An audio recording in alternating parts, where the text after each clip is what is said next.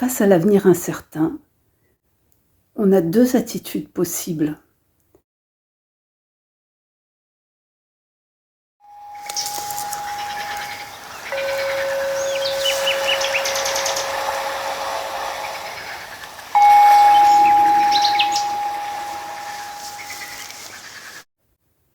Quand on est submergé par les informations, qu'on est connecté à tout ce qui se passe dans le monde entier, au moment même où ça se passe, forcément notre côté, émotionnel est très, très sollicité et notre cerveau, pour nous protéger, il fait il active notre mécanisme de survie, notre cerveau reptilien, et il nous met en état de protection, de retrait, de frilosité.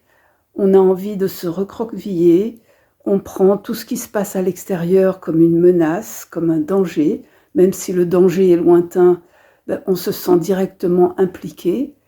On peut même se dire: mais comment est-ce que je pourrais me sentir bien dans ce monde qui va si mal, où il y a tellement de gens qui souffrent? Donc on est complètement impliqué dans ce qui se passe globalement et collectivement, sans parler de ce qui peut nous atteindre directement dans notre vie personnelle. Donc cette tendance au pessimisme, c'est une tendance qui est tout à fait humaine et c'est notre penchant naturel à tous. Le problème du pessimisme, c'est que certes, il nous protège, mais en même temps, il nous rétrécit. Et ça, c'est très dommage, parce que quand on est rétréci, on n'a plus la place pour respirer, on voit tout en noir, on a l'impression que les choses étaient bien mieux avant, on a l'impression que ça va aller de mal en pire et qu'on n'a absolument aucune influence, qu'on est complètement une victime impuissante face à tout ce qui se passe autour de nous et sur lequel on n'a aucune prise.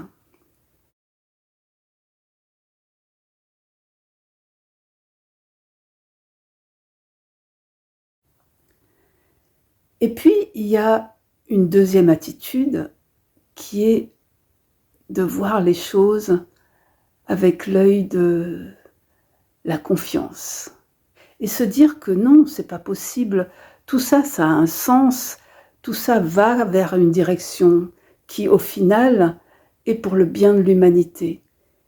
Et cette conviction intérieure, cette foi profonde, elle nous met dans un autre état d'esprit, une autre perception de la réalité.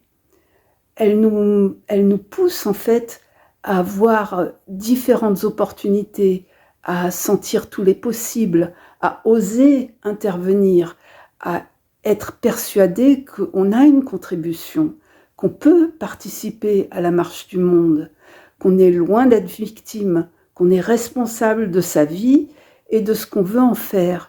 Et qu'on a sa place dans ce monde. On n'est pas là par hasard. On a vraiment choisi cette époque de transition, difficile, compliquée, où beaucoup de monde souffre, mais où il y a quand même plein de choses positives qui se passent. Et il y a une phrase de Christiane Singer que j'aime beaucoup qui dit « Les informations, ça nous apprend tous les arbres qui tombent, mais en fait, il ne faut pas oublier qu'il y a toute la forêt qui pousse. Et c'est ça que nous ne devons pas oublier. C'est toute cette vie qui frémit, toutes ces choses qui se passent bien, tous ces mouvements de solidarité, toutes ces prises de conscience, tous ces éveils collectifs. Voilà, tout ça, c'est plein d'espoir et plein de confiance. Et si on choisissait simplement une façon de voir le monde qui nous permette de garder la paix dans notre monde intérieur, pour pouvoir être efficace, pour pouvoir contribuer avec le plus d'amour, d'espoir, de confiance, de voir le meilleur en chacun.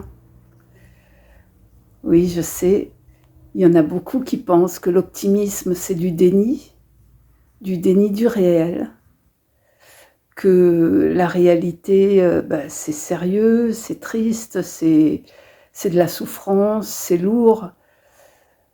Mais moi, je pense que l'optimisme, en ces temps incertains, c'est vraiment un acte de courage. C'est audacieux et ça permet de voir le meilleur en chacun et en chaque situation. Et en plus, se permettre d'être optimiste, ça peut aussi donner envie aux autres de suivre ce courant-là. Parce que si le pessimisme ambiant est tellement prégnant, tellement présent, que personne n'ose exprimer une voix différente, on n'a plus qu'à se laisser engouffrer dans cette spirale infernale. Mais non, il y en a quelques-uns et je suis sûre que je suis loin d'être la seule, qui pensent que tout ça, ça a un sens et que tout ça, au final, ce sera pour le bien de l'humanité. J'en suis convaincue.